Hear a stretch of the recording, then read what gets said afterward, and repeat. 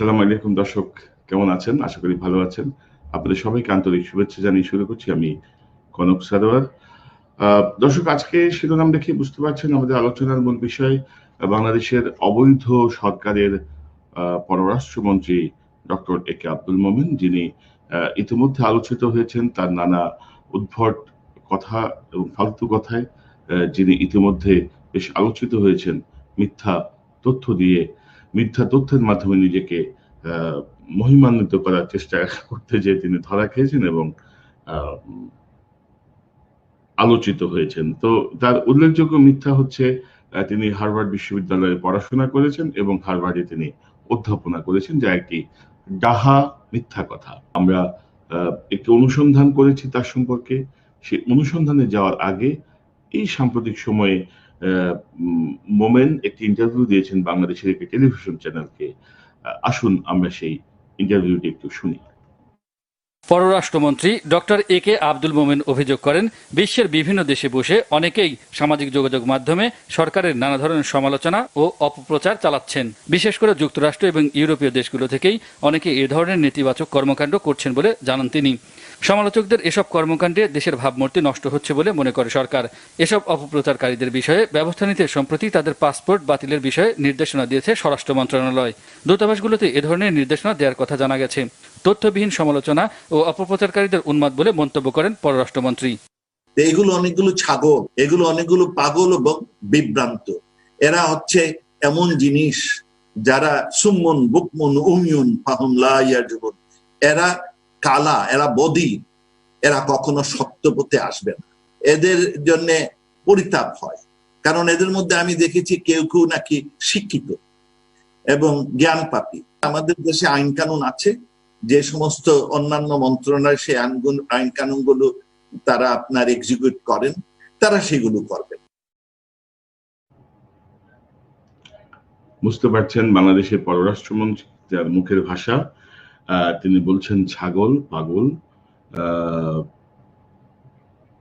তার এই বক্তব্য শুনে বুঝতে পারছেন যে জাতিসংঘের স্থায়ী মিশনের সর্বোচ্চ পদে, অর্থাৎ কূটনৈতিক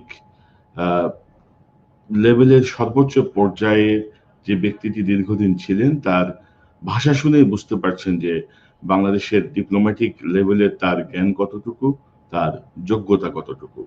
এখন পররাষ্ট্রমন্ত্রী হিসেবে তিনি বাংলাদেশের কি সর্বনাশ করবেন সেটাই দেখার বিষয়। কারণ জাতিসংঘের স্থায়ী প্রতিনিধি হিসেবে তিনি যে বাংলাদেশকে ডুবিয়েছেন সে কথা বলাই বাহুল্য। তো এই যদি হয় ভাষা, আমাদের আমাদের খুব পরিতাপ হয়। আমার খুব পরিতাপ হয় অন্তত এই জাতীয় একজন ব্যক্তি বাংলাদেশের পররাষ্ট্রমন্ত্রী। এই বিষয়টি যখন ভাবি, যে ব্যক্তির জীবনটি মিথ্যায় ভরা, যে ব্যক্তির জীবনটি অনেক বেশি অন্ধকারাচ্ছন্ন।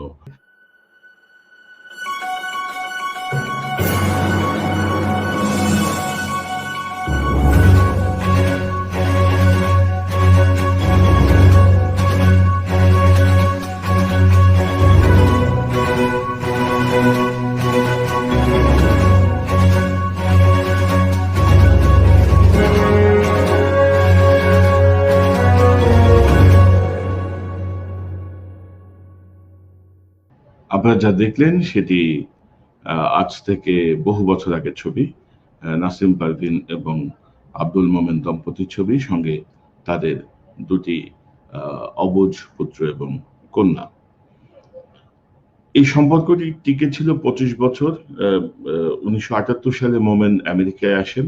1997 সালে তিনি সৌদি আরবে একটি বেসরকারি প্রতিষ্ঠানে চাকরি নিয়ে যান এবং সেখানে তিনি বাংলাদেশ দূতাবাসের এক কর্মকর্তার স্ত্রীর সঙ্গে পরকীয়া সম্পর্কে জড়িয়ে পড়েন এবং সেখান থেকে ফিরে এসে 6 বছর পরে 2001 সালে তিনি ডিভোর্স ফাইল করেন। তো ডিভোর্স হতেই পারে, যে কোনো কারণে ডিভোর্স হতে পারে। তিনি পরকীয়া আক্রান্ত হয়ে এত বছরের সংসার ভেঙে দিয়েছেন। আপনারা বুঝতে পারছেন তার মানসিক অবস্থা। তার আমি আর অন্য প্রসঙ্গে নাই বা বললাম। তো সবচেয়ে দুঃখজনক বিষয় সেটি হচ্ছে আব্দুল মোমেন তার এই ডিভোর্স ফাইল করেছেন এবং তিনি তার স্ত্রী এবং সন্তানের কোনো দায়িত্ব নেননি। তিনি ন্যূনতম কোনো আর্থিক সহায়তা করেননি এবং এই পর্যন্ত তিনি তার পুত্র এবং কন্যার কোনো খবর নেননি। স্ত্রী তো সাবেক, তার খোঁজ নাই নিতে পারেন, কিন্তু নিজের পুত্র কন্যাকে কিভাবে মানুষ অস্বীকার করে? আমরা তার স্ত্রী নাসিম পারভীনের একটি ইন্টারভিউ পড়েছি এখানকার একটি সাপ্তাহিক পত্রিকায়, সাপ্তাহিক জন্মভূমিতে, এবং আমি আজকে তার সঙ্গে কথা বলেছি এই ইন্টারভিউর বিষয়টি একটু রিচেক করার জন্য, এবং আমি খুবই হতবাক হয়েছি, আমি বেদনাক্রান্ত হয়েছি। একজন মানুষ কি করে এতটা এতটা নিম্ন আচরণ করতে পারে, একজন শিক্ষিত ব্যক্তি কি করে এতটা জাহেল হতে পারে।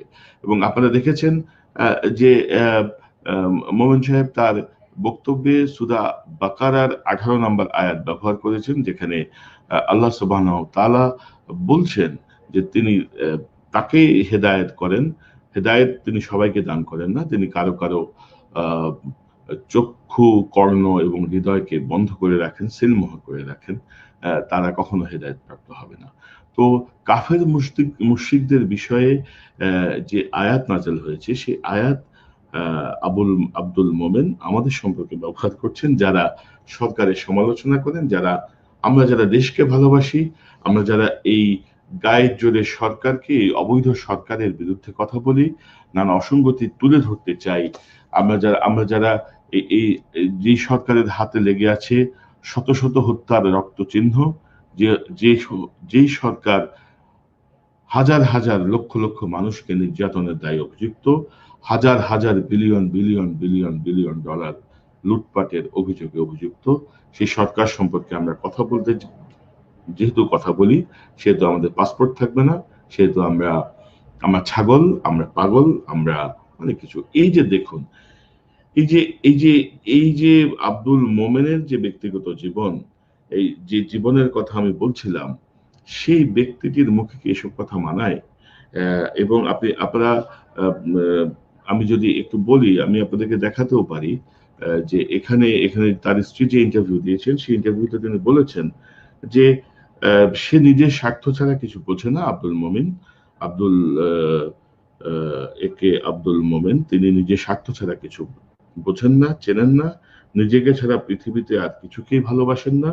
তিনি খুব সুন্দর করে নাটক করতে পারেন এবং মানুষ বুঝতেই পারবে না তার অভিনয়। তিনি সর্বদা মিথ্যা এবং বানোয়াট কথা বলে সবাইকে ভয় আতঙ্কে রাখে, সবাইকে তার নিয়ন্ত্রণে রাখার চেষ্টা করে। কি করে মধ্য বয়সে একজন মানুষ ফুটফুটে একটি পুত্র এবং কন্যাকে ছেড়ে চলে যায়, সেটি যেমন একটি বিষয়। আচ্ছা, বুঝলাম ছেড়ে চলে গেছে, আর কোনোভাবেই থাকা যাচ্ছে না, অ্যাডজাস্টমেন্ট হচ্ছে না, তাই বলে পুত্র কন্যাকে আপনি সাপোর্ট দেবেন না? শুধু তাই নয়, আমরা যতটুকু দেখলাম এবং জানলাম, আমাদের কাছে যে এভিডেন্স আছে, সেই এভিডেন্স অনুযায়ী ডক্টর মোমেন তিনি একটি বাড়ি ছিল দুজনের, সেই বাড়িটি বিক্রি করে অর্ধেক টাকা, অর্থাৎ প্রায় $1,49,000 তিনি হাতিয়ে নিয়ে চলে এসেছেন, আর কোনো খবরই নেননি। অবশ্য খবর নিয়েছেন তিনি দ্বিতীয় বিয়ের আগে তার পুত্র এবং কন্যাকে, প্রায় প্রাপ্তবয়স্ক সে সময়, পুত্র এবং কন্যাকে ইমেল করে তার দ্বিতীয় বিয়ের দাওয়াত দিয়েছেন, যেটি তার সাবেক স্ত্রী নাসিম পারভীন ইন্টারভিউতে বলেছেন এবং আমাকেও বলেছেন।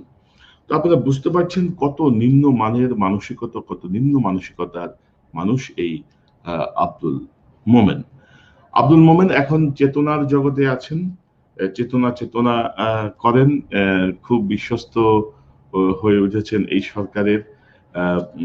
কিন্তু তার অতীত ইতিহাস হচ্ছে তিনি মোনায়েম খানের গুন্ডা বাহিনী NSF এর নেতা।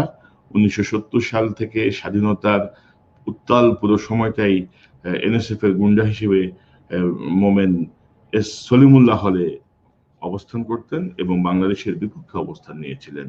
পরবর্তীতে ভাইয়ের হাত ধরে স্বাধীনতার পর সরকার গঠিত হলে দেওয়ান ফরিদ গাজী সিলেটের মন্ত্রী তার সহকারীর চাকরি নেন এবং 1978 সালে জিয়াউর রহমান রাষ্ট্র ক্ষমতায় এলে তার অর্থমন্ত্রী সাইফুর রহমানের ব্যক্তিগত সহকারী হিসেবে কাজ শুরু করেন আব্দুল মোমেন।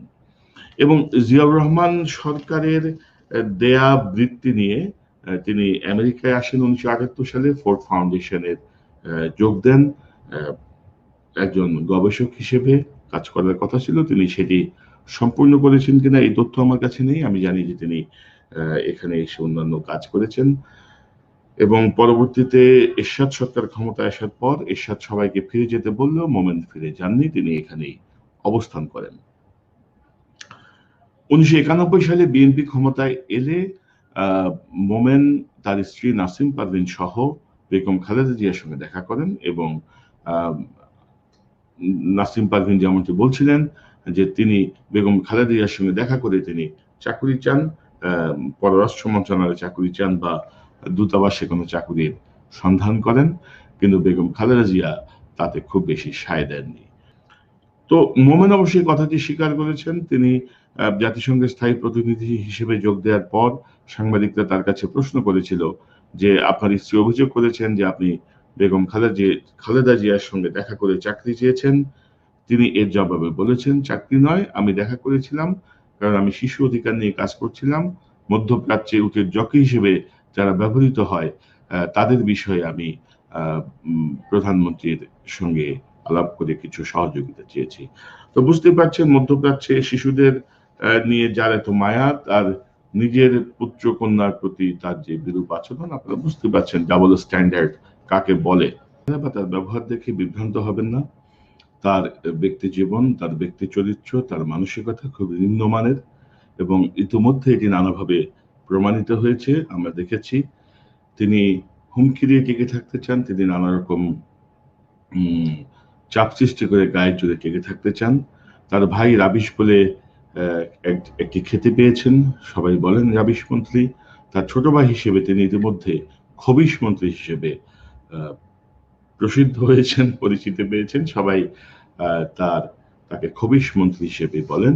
কেউ কেউ তার পরচুলার দিকে ইঙ্গিত করেন, কিন্তু মানুষের শারীরিক কোনো ত্রুটি নিয়ে আমি কোনো মন্তব্য করতে চাই না। আমার কাছে মনে হয় যে রাবিশের ছোট ভাই খবিশ, সেটি ঠিক আছে, কারণ তার জীবনাচরণের সঙ্গেও এই বিষয়টি অনেক মিলে যায়। পাশাপাশি একটি কথা বলি, পাসপোর্ট বাতিল করার হুমকি দিয়ে বা মামলার হুমকি বা অন্য কোনো প্রকার হুমকি দিয়ে আমাদের কণ্ঠরোধ করা যাবে না। আমরা কাজ করে যাব। মোমেন কদিন আগে আমেরিকার সম্পর্কে বলেছেন যে আমেরিকায় নাকি গণমাধ্যমের স্বাধীনতা নেই, মত প্রকাশের স্বাধীনতা নেই। এই বিষয়টি আমরা অনুবাদ করে জায়গা মতো পাঠিয়েছি দেখার জন্য যে জাতিসংঘের সাবেক স্থায়ী প্রতিনিধি, যে লোক ৩০-৩৫ বছর আমেরিকায় ছিল, আমেরিকান নাগরিক, তার বক্তব্য তোমরা একটু দেখো সে কি বলে। এবং আজকে আমাদেরকে যে হুমকি দেওয়া হয়েছে এটিও আমরা অনুবাদ করে মার্কিন পররাষ্ট্র দপ্তর সহ, স্টেট ডিপার্টমেন্ট সহ আমরা বিভিন্ন মানবাধিকার সংস্থার কাছে পাঠিয়েছি, কারণ এইসব ভণ্ড শয়তানদের চেহারা উন্মোচিত হওয়া দরকার আছে, মুখোশ খুলে দেওয়ার দরকার আছে। পাশাপাশি আরেকটি তথ্য আপনাদের দিয়ে রাখি, ডক্টর মোমেন আমেরিকার নাগরিক। তিনি 1995 সালে পাসপোর্ট পেয়েছেন এবং এখন পর্যন্ত সেই পাসপোর্ট তিনি সারেন্ডার করেননি। তিনি আমেরিকার নাগরিক হিসেবেই বাংলাদেশের মন্ত্রী পদে আসীন আছেন। আমি চ্যালেঞ্জ করে বলছি। তো দর্শক ভালো থাকুন। নিয়মিত আপডেট পাওয়ার জন্য আপনারা আমার ইউটিউব চ্যানেলটি সাবস্ক্রাইব করুন, আমার ফেসবুক পেজের সঙ্গে সংযুক্ত থাকুন। বর্তমান অবৈধ সরকারে যারা মন্ত্রী আছেন তাদের অধিকাংশরই চরিত্র একই রকম। তারা মুখে কথা বলে, মনে আরেকটা, তাদের কার্যক্রম আরেকটা। অর্থাৎ সবাই অধিকাংশই মিথ্যার উপরে দাঁড়িয়ে আছে, মিথ্যার উপরে দাঁড়িয়ে তাদের রাজত্ব করে যাচ্ছে, ভীতির রাজত্ব, ভীতি কায়েম করে এক ধরনের রাজত্ব করতে চাচ্ছে। জনগণ এর প্রতিরোধ গড়ে তুলুন। আমাদের গণতন্ত্র চাই, আমাদের মত প্রকাশের স্বাধীনতা চাই, আমাদের বেঁচে থাকার মতো সুন্দর পরিবেশ চাই। আবারও দেখা হবে ইনশাল্লাহ। ভালো থাকুন। আসসালামু আলাইকুম।